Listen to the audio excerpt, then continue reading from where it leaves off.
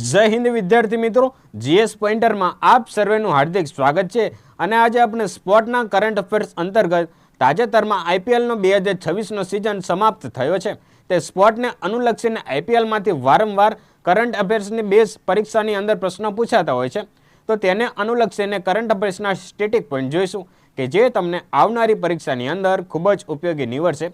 તો ચાલો મિત્રો જોઈએ આઈપીએલના મહત્વપૂર્ણ કરંટ અફેર્સ વિશે. તો આવૃત્તિ વિશે વાત કરીએ તો વર્ષ 2026ની અંદર તેની 19મી આવૃત્તિ હતી, એટલે કે 19મું એડિશન હતું.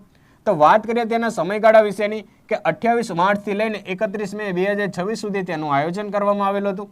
તો વાત કરીએ કુલ કેટલી ટીમોએ ભાગ લીધો હતો અને કુલ કેટલી મેચો રમાઈ હતી કે 10 ટીમો વચ્ચે ટોટલ 74 મેચો યોજાઈ હતી. તો વાત કરીએ ટાઇટલ સ્પોન્સર વિશેની કે 2026ના આઈપીએલના સ્પોન્સર કોણ હતું? તો ટાટા હતું. તો વાત કરીએ કઈ કઈ ટીમોને કેટલી ઇનામી રકમ મળે છે. તો વાત કરીએ જે વિજેતા ટીમ છે તો વર્ષ 2026ની અંદર રોયલ ચેલેન્જર બેંગ્લોર વિજેતા બન્યું છે, તેને 20 કરોડ રૂપિયા પ્રાપ્ત થશે. જ્યારે ઉપવિજેતા એટલે કે રનરઅપ્સ ટીમ કે જે ગુજરાત ટાઇટન્સને રૂપિયા 12.5 કરોડ પ્રાપ્ત થશે. તો ચાલો મિત્રો હવે આપણે મહત્વના સ્ટેટિક પોઈન્ટ જોઈએ. તો સૌપ્રથમ વાત કરીએ વિજેતા ટીમ કઈ છે તો રોયલ ચેલેન્જર બેંગલુરુ કે જે સતત બીજી વખત જીત્યું છે. 2025ની અંદર પ્રથમ ટાઇટલ મેળવ્યું હતું અને 2026ની અંદર તેનું બીજા ક્રમનું ટાઇટલ જીત્યું છે. તો વાત કરીએ ઉપવિજેતા ટીમ વિશેની કે રનરઅપ કયું રહ્યું હતું તો ગુજરાત ટાઇટન્સ રહ્યું હતું. તો વાત કરીએ તેની ફાઇનલ મેચ ક્યાં યોજાઈ હતી તો અમદાવાદના નરેન્દ્ર મોદી સ્ટેડિયમમાં તેની ફાઇનલ મેચ યોજાઈ હતી અને આરસીબીએ ગુજરાત ટાઇટન્સને 5 વિકેટથી હરાવ્યું હતું. તો વાત કરીએ આરસીબીના કેપ્ટન કોણ હોય છે તો રજત પાટીદારજી હોય છે. તો વાત કરીએ રનરઅપ્સ ટીમના કેપ્ટન છે એટલે કે ગુજરાત ટીમ ટાઇટન્સના કેપ્ટન છે શુભમન ગિલજી.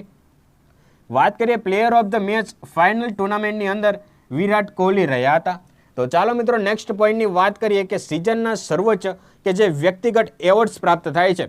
આ જે એવોર્ડ્સ પ્રાપ્ત થાય છે ને એમાંથી 100% પ્રશ્નો પૂછાતા હોય છે. રેલવે બોર્ડ હોય કે એસએસસી બોર્ડ હોય કે સ્ટેટ ગવર્મેન્ટની પરીક્ષા હોય તેમાં જે એવોર્ડ્સ મળે છે ને એમાંથી વારંવાર પ્રશ્નો પૂછાતા હોય છે. તો વાત કરીએ ઓરેન્જ કેપ હેલ્ડર વિશેની એટલે કે ઓરેન્જ કેપ કોને મેળવી હતી તો વૈભવ સૂર્યવંશી કે જે રાજસ્થાન રોયલ્સની ટીમમાંથી રમત રમી રહ્યા હતા, જેઓએ 776 રન માર્યા હતા કે સિઝનમાં સૌથી વધુ રન બનાવનાર બેટ્સમેન બન્યા છે કે જેઓને ઓરેન્જ કેપ વૈભવ સૂર્યવંશીને પ્રાપ્ત થઈ છે. તો વાત કરીએ પર્પલ કેપ કે જે આઈપીએલના સિઝનની અંદર સૌથી વધુ વિકેટ લે તેઓને પ્રાપ્ત થાય છે. તો કગિસો રબાડા કે જે સાઉથ આફ્રિકા કન્ટ્રીના ખેલાડી છે તો જેઓ ગુજરાત ટાઇટન્સ ટીમમાંથી રમી રહ્યા હતા તેઓએ 29 વિકેટ લીધી છે અને ટુર્નામેન્ટમાં સૌથી વિકેટો લેનાર ઝડપી બોલર બન્યા છે. તો વાત કરીએ મોસ્ટ વેલ્યુએબલ પ્લેયર વૈભવ સૂર્યવંશી બન્યા છે, રાજસ્થાન રોયલ્સમાંથી રમી રહ્યા હતા અને મોસ્ટ વેલ્યુએબલ પ્લેયર ઉપરાંત ઇમર્જિંગ પ્લેયર ઓફ ધ ટુર્નામેન્ટના પણ એવોર્ડ્સ એમને મળ્યા છે. તો ચાલો મિત્રો મહત્વના નેક્સ્ટ પોઈન્ટ વિશે વાત કરીએ કે સિઝન દરમિયાન મહત્વના બીજા અગત્યના એવોર્ડ્સ વિશેની. એની અંદર વાત કરીએ કે આઈપીએલ 2026ની અંદર સિઝનમાં સૌથી વધુ સિક્સ મારવાનો રેકોર્ડ કોને બનાવ્યો છે તો વાત કરીએ વૈભવ સૂર્યવંશીજીએ 72 સિક્સર માર્યા છે. તો વાત કરીએ રાજસ્થાન રોયલના આ યુવા ખેલાડીએ હવાઈ હુમલો એટલે કે સિક્સ મારીને નવો રેકોર્ડ બનાવ્યો છે. તો વાત કરીએ સિઝનમાં સૌથી વધુ 4 કોને લગાવ્યા છે તો વાત કરીએ સાઈ સુદર્શન કે જેઓએ 75 ચોગ્ગા લગાવ્યા છે અને ગુજરાત ટાઇટન્સ ટીમમાંથી તેઓ પોતાનું પ્રદર્શન કરી રહ્યા હતા એટલે કે રમત રમી રહ્યા હતા. તો વાત કરીએ કેચ ઓફ ધ સિઝન કોને જાહેર કરવામાં આવેલા છે કે મનીષ પાંડેજીને જાહેર કરવામાં આવેલા છે અને તેઓ કેકેઆર એટલે કે કોલકાતા નાઇટ રાઇડર્સથી રમી રહ્યા હતા અને કોલકાતા નાઇટ રાઇડર્સ ટીમ કે જે પશ્ચિમ બંગાળ સાથે સંકળાયેલી છે અને પશ્ચિમ બંગાળના હાલના સીએમ કોણ છે કે શુવેન્દુ અધિકારીજી છે, બરાબર છે. તો ચાલો મિત્રો આગળ વાત કરીએ green dot balls of the season કે જેને મોહમ્મદ સિરાજીને એવોર્ડ પ્રાપ્ત થયો છે કે જેઓએ 172 ડોટ બોલ્સ અને પાવરફુલ ઇકોનોમી સાથે બોલિંગ કરેલી હતી. તો વાત કરીએ ફેર પ્લેયર એવોર્ડ કે જે પંજાબ કિંગ્સ ટીમને પ્રાપ્ત થયેલો છે. તો ચાલો મિત્રો નેક્સ્ટ પોઈન્ટની વાત કરીએ મહત્વના રેકોર્ડ્સ વિશેની. તો વિરાટ કોહલીજી વિશે વાત કરીએ કે જેઓએ આઈપીએલના ઇતિહાસમાં 9000 રન પૂર્ણ કરનાર વિશ્વના સર્વશ્રેષ્ઠ ખેલાડી બન્યા છે. તો વાત કરીએ ચોગ્ગાના રેકોર્ડ વિશેની કે આ સિઝન દરમિયાન આઈપીએલના કરિયરમાં 800 ચોગ્ગા મારવાનો અનોખો રેકોર્ડ બનાવ્યો છે. તો આગળનો પોઈન્ટ વાત કરીએ તો પંજાબ કિંગ્સ વિશે વાત કરીએ કે વિશ્વના એક સૌથી વધુ રન ચેસ T20ની અંદર પ્રાપ્ત કર્યો છે કે પંજાબ કિંગ કે ટુર્નામેન્ટના અસાધારણ પ્રદર્શન કરતા 265 રનના વિશાળ લક્ષ્યનો પ્રાપ્ત કર્યો હતો, એટલે કે એટલો રન ચેસ પ્રાપ્ત કર્યો હતો. તો ચાલો મિત્રો હવે આપણે આગળ વધીએ તો વાત કરીએ સૌથી યુવા શતકવીર એટલે કે ઝડપી સદી મારનાર ખેલાડી વિશેની વાત કરીએ કે જેઓ 14 વર્ષની ઉંમરે આઈપીએલમાં સદી ફટકારીને સૌથી નાની વયે ખેલાડી બનવાનો રેકોર્ડ કે જે વૈભવ સૂર્યવંશીજીએ પ્રાપ્ત કર્યો છે. સૂર્યવંશીજીએ કે જેઓ રાજસ્થાન રોયલની ટીમ્સમાંથી રમી રહ્યા હતા.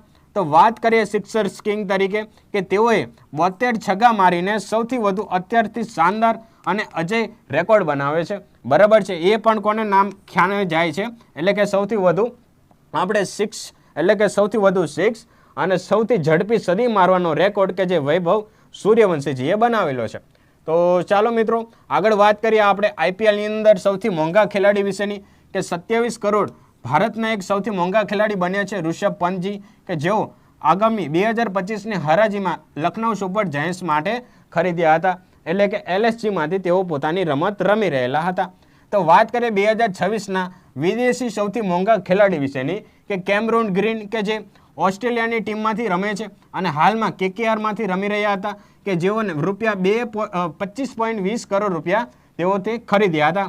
તો આગળ વાત કરીએ સૌથી મોંઘી ફ્રેન્ચાઇઝી કઈ બની છે તો આરસીબી રોયલ ચેલેન્જર્સ બેંગલુરુ કે જેઓને 1.78 બિલિયન એટલે કે આશરે 1.78 અબજ ડોલરની બજારની કિંમત સાથે સૌથી મોંઘી ફ્રેન્ચાઇઝી બની છે.